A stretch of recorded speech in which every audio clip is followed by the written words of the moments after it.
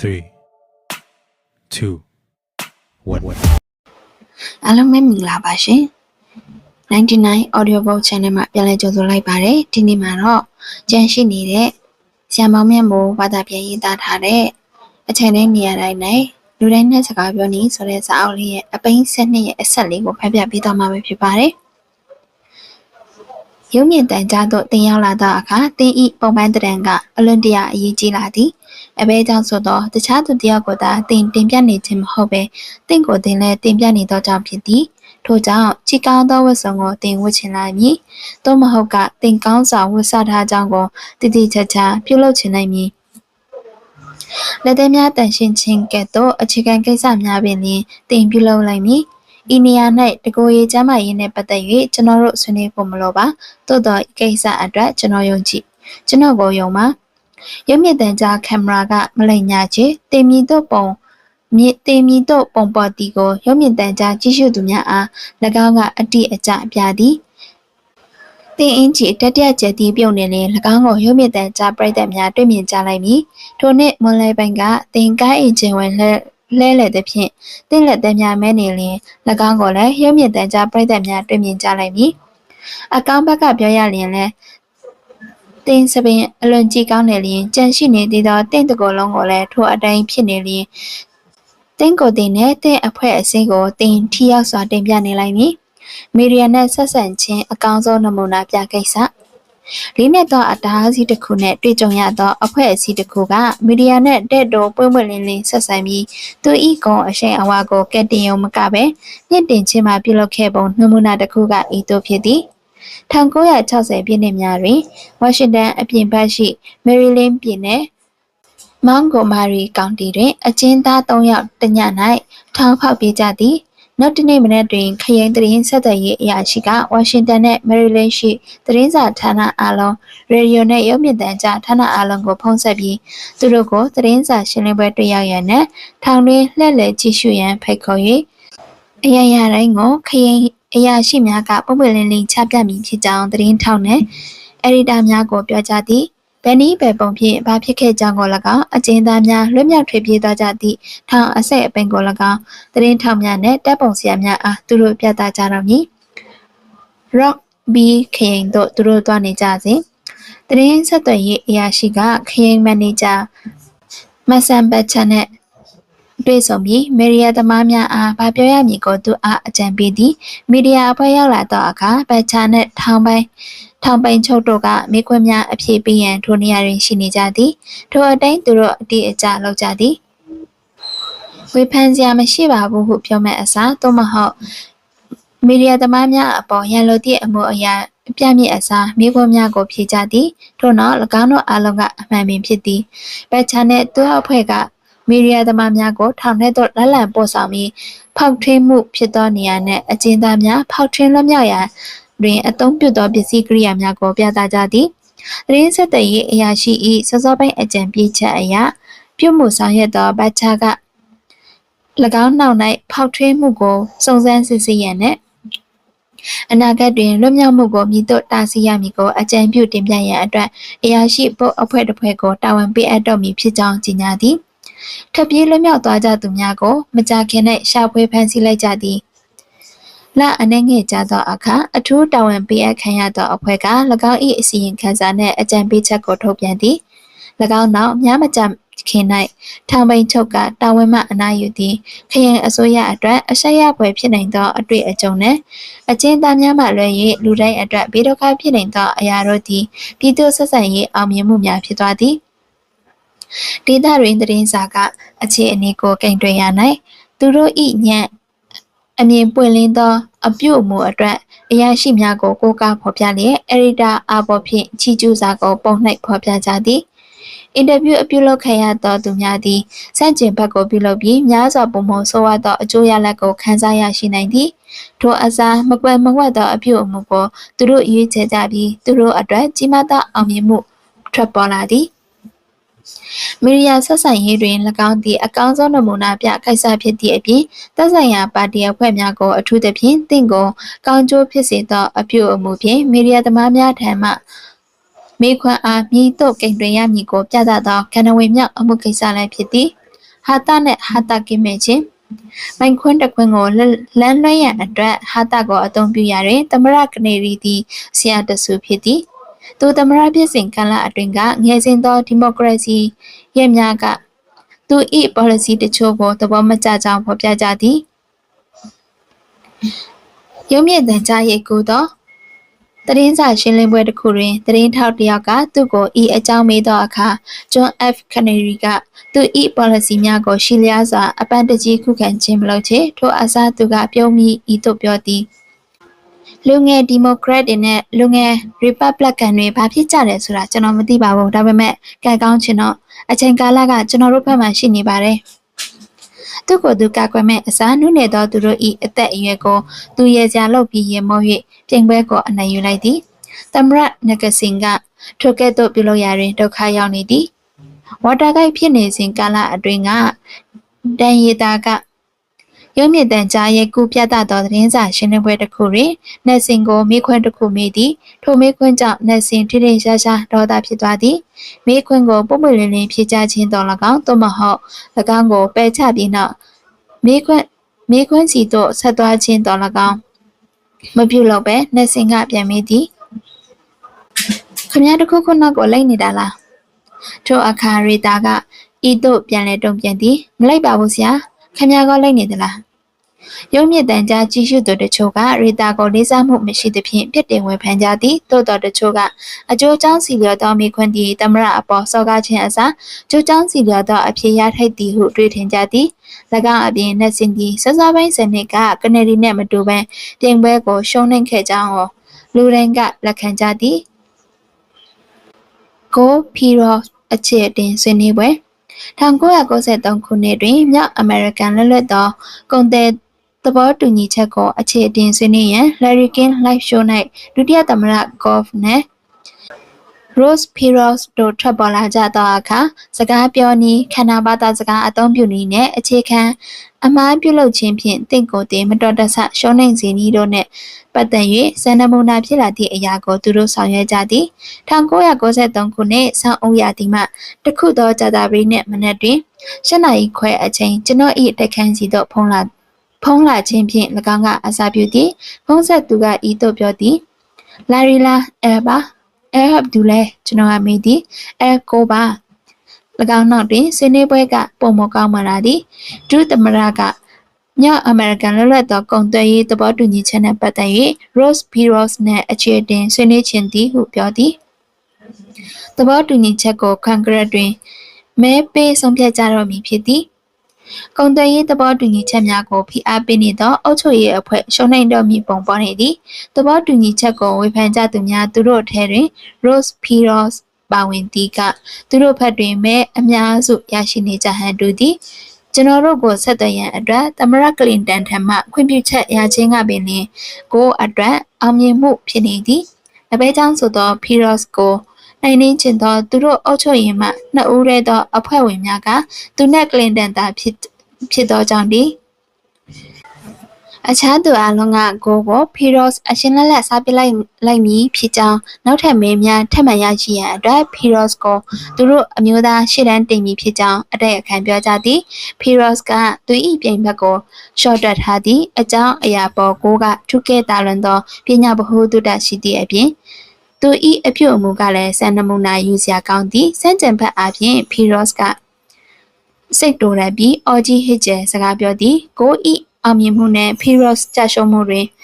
ခန္ဓာဘာသာစကားကအတော်စကားပြောသည်ကိုက Perot ၏နှလုံးများထဲသို့ကြည့်နိုင်ရန်ထောင်စွန်းကြထိုင်သည်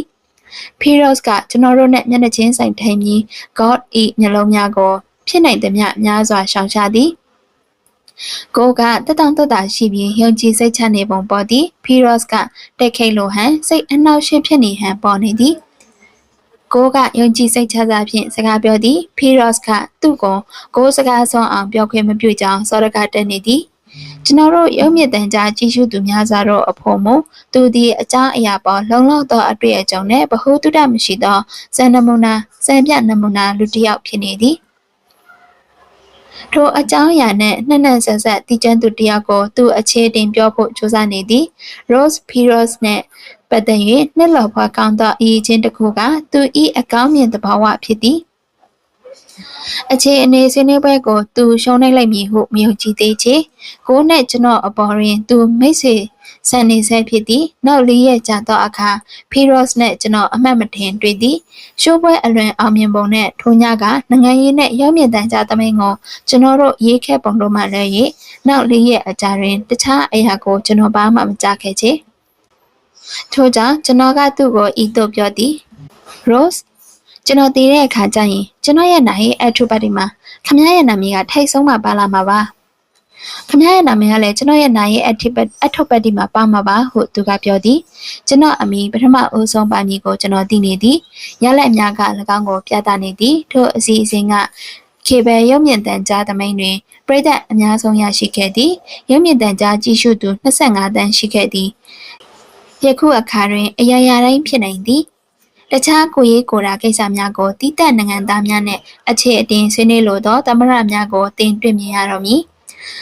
ဒုသမရလောက်သာတွေ့မြင်ရမည်မဟုတ်တော့ချေရုပ်မြင်သံကြားသည်ကျွန်တော်တို့နေထိုင်သောပုံစံကိုသာမကပဲကျွန်တော်တို့အုပ်ချုပ်သောပုံစံကိုပါပြောင်းလဲနေသည်ကိုဖီရော့စ်အခြေတင်ဆွေးနွေးပွဲကကျွန်တော်တို့၏ဘဝအပေါ်ရုပ်မြင်သံကြားဩဇာလွှမ်းမိုးမှုကိုစိတ်လှုပ်ရှားပွဲကောင်းစွာပြသနေခြင်းဖြစ်သည်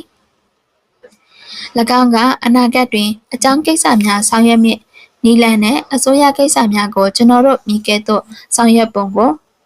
စူးစူးဆက်ဆက်ကြည့်ရှုခြင်းဖြစ်သည်ဟီဘရူးတက္ကသိုလ်မှအမေရိကန်မိတ်ဆွေများကကျွန်တော်ကို1994ခုနှစ်စကော့ဘတ်ဆက်ဆုရရှိသူအဖြစ်ရွေးချယ်သောအခါသမရကလင်တန်ကကျွန်တော်တည်ဆိုပေးသောစာတွင်ထိုကဲ့သို့မှတ်ချက်ချခဲ့သည်တိုင်းပြည်တည်ထောင်ခဲ့သောကျွန်တော်တို့ဖခင်များအခြေခံဥပဒေကိုယနေ့အခါတွင်ရေးဆွဲရမည်ဆိုရင်၎င်းအထက်မှအ ਨੇ ဆုံးအစိတ်အပိုင်းတစ်ခုကိုသူတို့ကွဲပြားခြားနားစွာရေးဆွဲကြမည်ကိုကလင်တန်တွေ့မိသည်အမေရိကန်ပြည်ထောင်စုသမ္မတကကွန်ဂရက်ကိုပုံမှန်အစည်းအဝေးခန်းစားတွေတင်ပြဖို့အခြေခံဥပဒေမှလိုအပ်သည်သူတို့ဘာတွေစဉ်းစားနေခဲ့ကြသလဲအခုကျွန်တော်တို့သိရတွေကိုအဲ့ဒီတော့ကသူတို့သိကြရင်ဧည့်သည်အနှဲငယ်နဲ့တွေ့ဆုံရုံဖုန်းလိုင်းတွေဖွင့်လိုက်ရုံနဲ့အမေရိကန်ပြည်ထောင်စုရဲ့အခြေအနေနဲ့ကမ္ဘာအခြေအနေကိုခမားနေ့တိုင်းစင်ကျင်သုံးသပ်နိုင်တယ်ဆိုတာကိုသိရှိကြလိုက်မယ်၎င်းကစကားချက်ကချင်းဖြစ်သည်သို့သောထို့သို့ဖြစ်ဖို့ကတိတ်ကြခြင်းမှကြားတော်မူကိုဖီရော့စ်အခြေတင်ဆွေးနွေးပွဲမတိုင်မီကထိုကဲ့သို့သောပတ်ဝန်းကျင်အခြေအနေအလုံးတွင်ကျွန်တော်သိရှိနေသောတစုံတရာကိုကျွန်တော်သတိပေးနေခဲ့သည်ဘေ့စ်ဘောတိုင်လုံးကြီးများနဲ့တခြားအားကစားလောကမှအရာရှိများမြေတိအခါမှမမေ့နိုင်သောတစုံတရာပင်ဖြစ်သည်၎င်းကတိုင်လူကြီးများဆောင်ရွက်နေကြပုံကိုမြေတိုးမှစောင့်ကြည့်နေကြခြင်းပင်ဖြစ်သည်ကိုနဲ့ဖီရော့စ်တို့ကျွန်တော်ရှိုးပွဲပေါ်တွင်ကုန်သွယ်သဘောတူညီချက်အကြောင်းအခြေအတင်ဆွေးနွေးကြသောအခါကျွန်တော်ဆောင်ရွက်ပုံကိုမြေတိုးမြကြည့်နေကြမည်မဟုတ်သည်ကိုကျွန်တော်ကြွတင်သိနေသည်ကိုနဲ့ဖီရော့စ်တို့ကအာယုံဆွဲဆောင်စရာဖြစ်နေကြသည်ထို့ကြောင့်ကျွန်တော်မတိမတာအနေအထားတွင်နေသည်ထိုညကကျွန်တော်ဤကဏ္ဍကတင်ဤအသက်မဝင်ကြောင်းလုပ်ငန်းတွင်ရန်ဖန်ရန်ခါတင်ရှိနေနိုင်သောအနေအထားနှင့်အလားတန်တူနေသည်ထို့ကြောင့်ဆွေးနွေးပွဲများတွင်တင်ခုံတမာတိတယောက်အဖြစ်ဆောင်ရွက်ရလျင်ထိုကဏ္ဍအပေါ်ကျွန်တော်ဤအမြင်သည်တင့်ကိုအကူအညီပေးနိုင်သည်အဆိုပြုချက်တစ်ခုသို့မဟုတ်ပြဿနာတစ်ခုနဲ့ပတ်သက်၍အားသာချက်အားနည်းချက်ကိုဆွေးနွေးရာတွင်လူ2ယောက်နဲ့2ယောက်အထက်ပါဝင်သောအနေအထားတစ်ခုတွင်ကျွန်တော်ဤအမြင်ကိုအသုံးပြုနိုင်သည်တင်ကခုံတမာတိတယောက်ဖြစ်နေလျင်ဘယ်မလိုက်ပါနဲ့နှစ်ဖက်စလုံးကိုဆွေးနွေးခြင်းညီလူညီမျှရအောင်လုပ်ပေးပါပါဝင်ဆွေးနွေးကြသူများကိုအကြောင်းအရာပေါ်တွင်သာဆွေးနွေးခိုင်းပါပရိသတ်ထံမှမေခွန်းအကြောင်းအရာကိုလည်းထိန်ချုပ်ပါကွန်ဂရက်သို့တင်ပြမည့်ဥပဒေမူကြမ်းသည်မရေရာမတိချသောအခြေအနေတွင်ရှိချင်မှရှိလိမ့်မည်သို့တော်၎င်းသည်တင်အတွက်အရေးကြီးသောတစုံတရာ၏အစိတ်အပိုင်းဖြစ်ကောင်းဖြစ်နိုင်သည်တင်သည်ကောင်းမွန်သောခုံသမား၏ဖြစ်လျင်တင်အလုပ်ကိုတင်လို့ရန်ပါဝင်ဆွေးနွေးသူများကမိတ်ဆွေများဖြစ်လာကြလိမ့်မည်အခန်း73အနာဂတ်စကားပြောခြင်းအနာဂတ်သည်၎င်းဖြစ်လေဖြစ်တာရှိသည့်အတိုင်းမဖြစ်တော့ချေ1990ပြည့်နှစ်များကကျွန်တော်တို့မကြာခဏကြားရသောအကြောင်းအရာတစ်ခုဖြစ်သည့် electronic သတင်းကွန်ရက်လုပ်ငန်းနှင့်ပတ်သက်၍1994ခုနှစ်မေလ၌ New Orleans တွင်ကျင်းပသောအစည်းအဝေးပွဲတစ်ခု၌ကျွန်တော်တဘာပတိလုပ်သည် ၎င်းကစက်မှုဖက်ကောင်းသောအခါသမယဖြစ်၍ဝါရှင်တန်အပြင်ဘက်တွင်ရှိသော New Bright Network Corporation ကဆွေးနွေးပွဲအကုန်အကျတာဝန်ခံသည် New Bright ဟောပြောသူများကဤနယ်ရှိဦးဆောင်ကုမ္ပဏီများထဲမှအမှုဆောင်တချို့ကိုဆွဲဆောင်သည်ဝါရှင်တန်သို့ကျွန်တော်လျင်ပြန်လည်ဥတည်နေသောအခါသူတို့၏ဆွေးနွေးပွဲကကျွန်တော်အတွက်ဖျောက်ဖျက်မရသောအတွေ့တစ်ခုဖြစ်ပေါ်စေသည်ထိုအတွေ့ကအနာဂတ်သည်၎င်းဖြစ်လေဖြစ်တာရှိသည့်အတိုင်းမဖြစ်တော့ခြင်းပင်ဖြစ်သည်၎င်းကစကားအစွန်းထွေနေခြင်းမဟုတ်ပေထိုစင်မြင့်ပေါ်တွင်ကျွန်တော်ဘေး၌တင်ထိုင်ပြီးထိုအမှုဆောင်များ၏စကားကိုနားထောင်လျင်တင်ထိုကဲ့သို့သုံးသပ်ချက်ချလိုက်မည်ဖြစ်သည်ဤကျွမ်းကျင်သူများ၏ထောက်ပြချက်အရ electronic သတင်းကွန်ရက်လုပ်ငန်းရှိနေပြီးကျွန်တော်တို့ယခုလုပ်နေသောအရာများကလုပ်ငန်းကိုပုံမချဲ့ထွေနေကြသည်ကျွန်တော်တို့တွင်ဘေဂျာများ fax ပို့ဆက်များ cellular ဖုန်းများ radio cassette corridor များဖုန်းအဖြေပေးဆက်များနဲ့လက်ကင်ကွန်ပျူတာများရှိနေကြပြီးနောက်10နှစ်ကြာလျှင်တီထက်ပုံမများပြားသောစက်သက်ရေးပစ္စည်းများရောက်ရှိလာကြလိမ့်မည်စကားပြောခြင်းသည်ခေတ်ကုန်တော့မည်လားညာလှစာသော electronic media ထဲတွင်ထိုမြများပြားလာသောသတင်းအချက်အလက်များတည်ဆောင်နေကြသောကြောင့်စကားပြောခြင်းအတတ်ပညာခေတ်မမီတော့မီကိုလူတချို့ကစိုးရိမ်ပူပန်နေကြသည်ဆိုင်ကျင်ဘက်ကိုကျွန်တော်အတိအကျပြောမည်ဤပစ္စည်းတစ်များအလုံးကြောင့်ကျွန်တော်တို့ခါရင်းထက်ပုံမစကားပြောနေကြပြီးခါရင်းထက်ပုံမများပြားသောဒီလန်များဖြင့်စကားပြောနေကြသည်သို့သောလူသားများရှိနေသမျှကာလပတ်လုံးကျွန်တော်တို့နဲ့အတူစကားပြောပွဲများရှိနေလိုက်မည်အမှန်ပင်21ရာစု၌မြည်သည့်ဤပညာသမျှရောက်လာဤစာအုပ်ထဲမှပထမဦးဆုံးစကားလုံးအနေငယ်ကမှန်ကန်နေအောင်မိကိုထိုအစည်းအဝေးပွဲ၌ကျွန်တော်တွေးမိသည်ထိုစကားလုံးများကကျွန်တော်တို့အားလုံးကိုစကားပြောကြရသည်ဟူ၍သည်ကျွန်တော်တို့ရှေ့ကတွင်တည်တွင်သူများအားလုံးနဲ့ Star Wars ဖွံ့ဖြိုးတိုးတက်သူများရှိနေကြသောကြောင့်အောင်မြင်မှုသည်အခြေခံများစီသို့အမြဲတမ်းပြန်လာသည်လူတရားနဲ့မျက်နှာချင်းဆိုင်စပွဲတွင်တင်နေထိုင်နေသည်ဖြစ်စေကွန်ပျူတာနက်ဝက်ဖြင့်သတင်းပို့စာရိုက်နှိုက်နေသည်ဖြစ်စေကောင်းမွန်သောစကားပြောခြင်းအတွက်စီမင်းများကအတူတူပင်ဖြစ်သည်၎င်းသည်တခြားပုဂ္ဂိုလ်တစ်ယောက်နှင့်ဆက်သွယ်မှုပြုခြင်းကိစ္စပင်ဖြစ်သည်ပွင့်လင်းခြင်းစိတ်အားထက်သန်ခြင်းနှင့်တခြားသူများအားနားထောင်လိုစိတ်ရှိခြင်းတို့သည်မြည်သည့်မီဒီယာ၌မဆိုတင့်ကိုလူကျိတ်များသောစကားပြောသူတစ်ယောက်ဖြစ်အောင်ပြုလုပ်ပေးလိုက်မည်ရက်ကွက်အသင်းအဖွဲ့၌လူ12ယောက်ခန့်ကိုတင်စကားပြောနေသည်ပဲဖြစ်စေဂျိုဒူးဆက်သက်၍အစည်းအဝေးပွဲကိုတင်ပြုလုပ်နေတဲ့ပဲဖြစ်စေ၎င်းတို့သည်လူတစုအားမှန်ခွင့်ပြောနေခြင်းနဲ့အတူတူပင်ဖြစ်သည်ပြင်ဆင်မှုရှိခြင်းပရိသတ်ကိုတည်ရှိခြင်းရိုးရိုးရှင်းရှင်းရှိခြင်းတို့သည်တင့်ကိုအောင်မြင်သောဟောပြောသူတစ်ယောက်အဖြစ်အမြဲတမ်းပြုလုပ်ပေးလိုက်မည်နောက်ဆုံးစကားတစ်ခွန်းဤစာအုပ်ရေးသားခြင်းကိုကျွန်တော်အဆုံးသတ်လိုက်သောအခါစကားပြောခြင်းအတတ်ပညာနဲ့ပတ်သက်၍သင်အမြဲတမ်းဆက်လက်သင်ယူနိုင်ကြောင်းနဲ့ဤစာအုပ်ကသင်အားအကူအညီပေးနိုင်ကြောင်းကိုဤစာအုပ်စတင်ရေးသားစဉ်ကပင်ကျွန်တော်ပုံမသိရှိလာရသည်ကျွန်တော်အပဲကြောင့်ပုံမသိရှိရသည်ဤစာအုပ်ကကျွန်တော်ကိုကူညီခဲ့ပြီးဖြစ်သောကြောင့်သည်ဤစာအုပ်ကိုရေးသားခြင်းကြောင့်ကိစ္စများမြောင်သောကျွန်တော်တို့ဘဝတွင်ရန်ဖန်ရန်ခါကျွန်တော်တို့တတိမမုံလိုက်မိသောစိတ်ကူးတချို့နဲ့ဤပညာတချို့ကိုကျွန်တော်တတိပြုမိသွားသည်အခန်း30တွင် Washington Post သတင်းစာမှ Charlie Mobase ကိုကျွန်တော်ဖော်ပြခဲ့သည်မိုဘိုင်းအယူဝါဒတစ်ခုကိုလိုက်နာခဲ့ခြင်းဖြင့်အမေရိကန်နိုင်ငံ၏အလေးစားခံရဆုံးသတင်းစာဆရာတယောက်အဖြစ်သူဖြစ်လာသည်သူ၏ကိုယ်ပိုင်အယူဝါဒကသတင်းဇာတ်လမ်းကိုမရေးနိုင်ရင်ဘယ်တော့မှရေးမှာမဟုတ်ဘူးဟူ၍ဖြစ်လေသည်စကားပြောခြင်းကလည်းထိုသဘောပင်ဖြစ်သည်စကားပြောခြင်းအကြောင်းကျွန်တော်တို့မြင်မြသိစေကမူကျွန်တော်တို့ပြောဆိုနေသောပုံစံကိုဆက်လက်တိုးပွားအောင်ပြုလုပ်နိုင်ကြပြီးထိုတိုးတက်မှုနဲ့အတူပေါ်ထွက်လာသောအောင်မြင်မှုနဲ့ယုံကြည်စိတ်ချမှုကိုပြည့်မြောက်နိုင်ကြသည်ထိုကဲ့သို့ကာလကြာရှိစွာစကားပြောနေသူပင်လျင်ဤနည်းစနစ်ကိုဆက်လက်လေ့ကျင့်သည်ကျွန်တော်စကားပြောလေ့ကျင့်မှုပုံမလို့ချင်းကြောင်းကိုဟက်ကိုဟင်ကြားရလျင်ရင်လိုက်တဲ့ဖို့တိတ်ဖြစ်မည်မဟုတ်ချေအဘဲကြောင့်ဆိုတော့ကျွန်တော်စကားပြောခြင်းကိုသူ10စုနှစ်5စုကြာနားထောင်ခဲ့ပြီးဖြစ်သောကြောင့်ဒီတို့ကြောင့်